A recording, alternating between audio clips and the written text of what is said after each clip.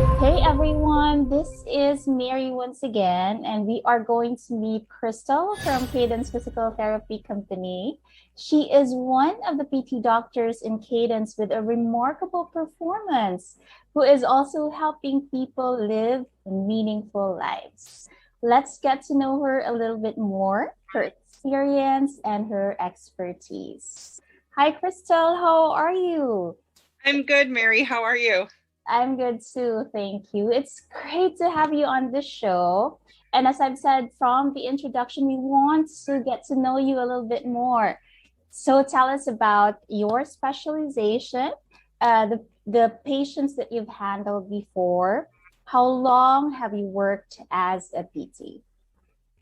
Well, I've been in the rehab field for over 15 years. I started out as a rehab aide and I went through schooling um, and got and earned my license as a licensed physical therapist assistant from Oakton Community College. And I was in that position and in that role for close to 13 years. Oh. And just recently, I graduated from the University of Findlay in Ohio, and I earned my doctorate in physical therapy. So even though I'm new to this role as a physical therapist, I have been in the rehab world for over 15 years, and I've seen a lot of unique and interesting cases. So Mhm. I would have to say that my specialization specifically is in the outpatient orthopedic setting. That's kind of where I first started with observation, even before I got into school. That's kind of where my heart is and my passion is. Tell us a little bit more about that. What do you do there? So I've treated a lot of different diagnoses, but I like to focus on patient care. I think that that's one of the reasons why I got into this field is I want to make an impact, a positive impact in my patient's life. So I always try to listen to them, try to figure out what's going on, what will motivate them. I love to just get my hands on the patients too, to do manual interventions and techniques such as a therapeutic massage, any type of joint mobilization or manipulation, or even just to provide cueing so that patients can perform the exercise correctly. I think that that is one thing that I specialize in because of my background and my experience.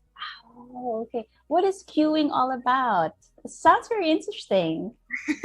Well, I think one of the great things about the human body is that it will adapt and it will compensate so that patients can still perform the task that they want to and they need to perform, despite having limitations in range of motion or strength.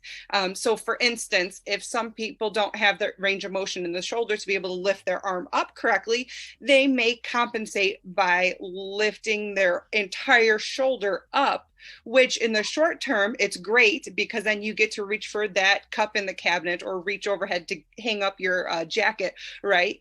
But long term it puts a lot of unnecessary wear, tear, and strain on the neck, which could ultimately result in pain and dysfunction, and then you would need to follow up with a healthcare provider to address those complaints. Mm.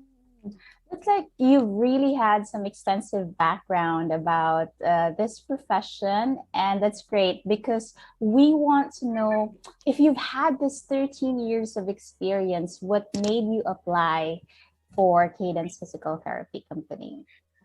Um, I really enjoy that one-on-one time for those 45 minutes. I feel that that is so unique in our industry.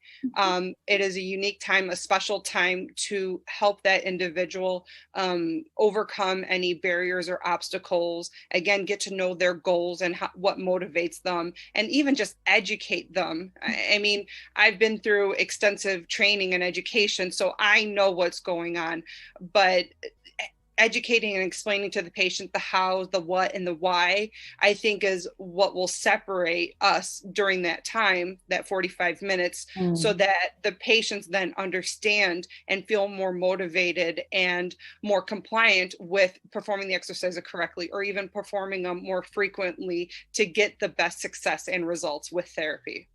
I see. So tell us more about being compliant because I'm pretty sure this is the most important thing to get treated, right? Absolutely. Yes. Compliance not only just means showing up to physical therapy and putting in that work during those 45-minute sessions. It means doing the homework, even before or after therapy sessions, and even while after you're discharged. It does take quite some time to develop strength. It takes anywhere from 6 to 8 weeks to see any true gains in muscle strength. So if you're only working out, 45 minutes 3 times a week, you have over still 160 hours of the entire week that you still may be developing tightness and or weakness. And so you won't get the bang for your buck. You won't see the results that you are wanting and that we are wanting as well too. Wow, that's a good take on everything that you've said because as a viewer and as a person who loves to be fit and to be agile and everything that follows after that, it's actually difficult for me to understand. And Mhm. as you put it in a way, the time frame, the strength education, then I would say I would need a PT as well. Absolutely. Yeah. So, what about your patients? Tell us about the many cases that you've handled so far. I like to say I'm the jack of all trades. I have seen rotator cuff repairs, total shoulders, just a rotator cuff tear. I've seen neck pain, back pain, hip pain, hip replacement, total knee replacement, simple as a finger fracture too. So and anything truly from the head down to the toes. I love to take on challenges and new and exciting cases or even different cases. I think that that's how I'm going to learn as a professional and a person in the medical field. And as long as they're willing to work with me, I'm willing to do the research and put in the work and again, make sure that they get to their end goal. Great, great, great to know that. And we would love to make sure that you have patients who will strive you to be better and to actually give you more challenging cases. That's a good way to learn. Absolutely. Absolutely. Uh-huh. So, Crystal, have a question because I have this pain in my shoulders, my neck, and a lot of this I think is because of sitting really long hours from working. So, tell me, what can I do to ease the pain? Well, actually, we're seeing a lot of that now with the recent pandemic and COVID, and with the recent surge in technology and computer based schoolwork, studying textbooks, and even just working online or on a computer. We're seeing what we call is this text neck, where people are kind of slouching and hunching forward, kind of bringing their head forward too. And short term, it's okay because it's what we feel comfortable with, as I stated earlier. But long term, it does put a lot of unnecessary wear and tear and strain on your neck. So if you think about your spine as being a slinky, right? If there's a little kink in that slinky, when you try to expand it or even collapse it, it doesn't go all the way. And all that force is put on that one spot in that slinky that has that little notch in it. And the same goes with your spine, that if we have kind of that greater angle in our spine, it puts a lot of stress on there that causes a lot of pressure there, which causes discomfort and pain.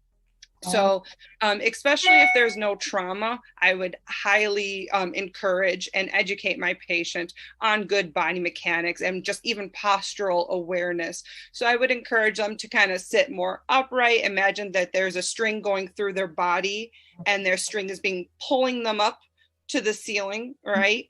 mhm. I would encourage them to make sure that their ears are over their shoulders and not forward, kind of like um, an ostrich, right? And then your shoulders should be over kind of that hip bone that on the side of our hips. So if you have those 3 points of contact and you're able to maintain it, which is quite difficult, to be honest with you, I'm not going to lie, I'm not perfect, but the more that we are aware of it and have even just simple cues, maybe a post-it note next to a computer, or telling our family member or a coworker, hey, if you see me slouching, kindly, remind me to be more aware of it.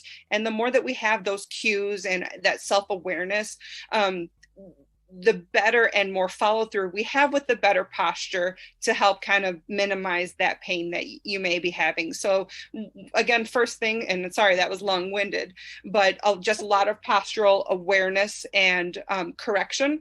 And then after that, then we can work on that strengthening and that endurance to allow you to maintain that posture. So that's what I would recommend from a physical therapy perspective. That's great. So what I've done so far is back exercises, and I balance it out with chest exercises.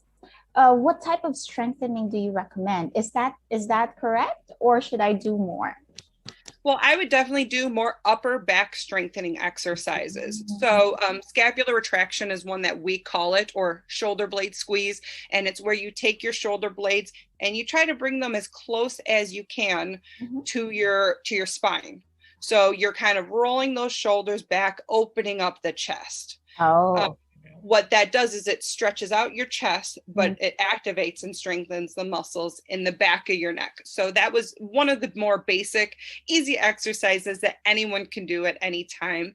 And then the second exercise that I would highly recommend is called a chin tuck, or a cervical retraction. And if we take your finger and place it on your chin, okay, then just move your chin backwards away from your finger. So you keep your finger stationary and you just push it back. So you give yourself the beautiful double chin that we all are striving for. But then again, that's trying to get our ears back over our shoulders, and we're strengthening the muscles in the deep neck flexors, and that will help allow us to maintain and promote a better posture. Okay, that's really easy, and I didn't even think about that. Yes. It's great that you told me about that, Crystal. And again, I like it because of the fact that you do not need fancy gym equipment. You can do it anywhere, from sitting at your desk, watching TV, in a car while you're waiting for a stoplight. Agreed. Now that you mentioned we don't need a fancy equipment, just veering away a little bit from the topic, now that pandemic is still going on and people probably want to get fit, and probably aside from having a good posture, they want to be lean. What type of exercises can make a person look leaner faster? Wow, that's a loaded question. I think that there's many components when it comes to making someone look leaner. I think diet is one thing, making sure you have a well-balanced diet and that your caloric intake is less than what you are expending, right? A lot of cardiovascular will be good too, to look lean, but also low load, high repetition exercises. So instead of trying to do a 50-pound bicep curl to really work your arms, right? Maybe doing a 5 or 10-pound weight and increasing the repetitions, maybe trying 50 repetitions or 60 repetitions. Now just make sure that if you do decide to start a home exercise or an exercise program on your own, which is wonderful, just make sure that you're not progressing too quickly to where then you may develop some irritation in that tissue. So one thing that I would also recommend is just listening to your body. General aches and pains, especially after the first or second day of exercise, is normal. But if it tends to last a little bit longer than that, we may have overdone it. And so again, if you have any questions with progressions, that's why we're here, and we'd be more than happy to help facilitate that. Yeah, hey, that would be fantastic. And that's the reason why we interviewed you, because we really want to get to know you more and approach you when we visit Cadence Physical Therapy Company. Great. So we are so happy to have done this interview with you, Crystal. Invite everyone to visit Cadence Physical Therapy Company and meet you. Yep. Yeah, come on down. I'm welcome and I'm happy to see you all. So please come on down to Cadence Physical Therapy. That's great. We'll see you around, Crystal, and thank you so much for your time. Sounds good. Thank you, Mary. Bye bye. Bye.